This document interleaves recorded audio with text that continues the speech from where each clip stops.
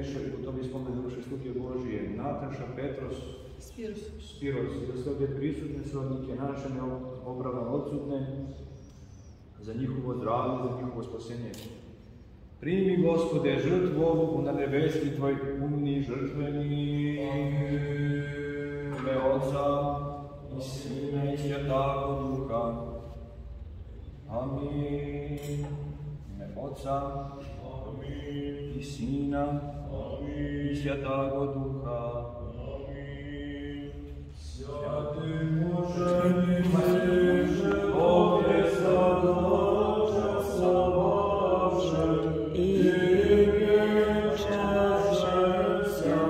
molitve svjakog Gospodu, pomilovati sja dušam naših.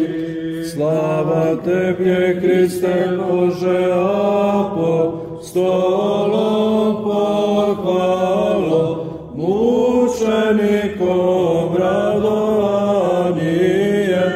iže propove Trojica jedinosušna, i sajeniku djela i njegočenje, i rodi Sina, Emanuila, pogaže i čelodje.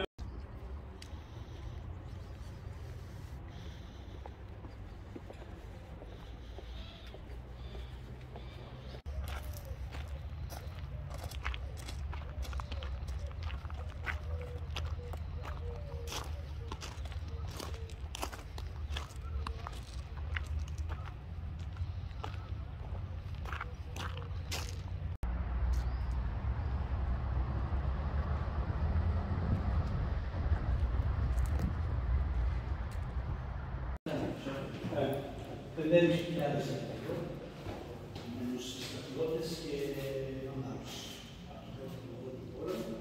Há uma aqui no documento, que é a bonita, simbolizada. Χίλια 800 έξω, 5.000 μέσα. Φτάνει στους 1.000 servos. 8.000 galos είναι significado de igreja.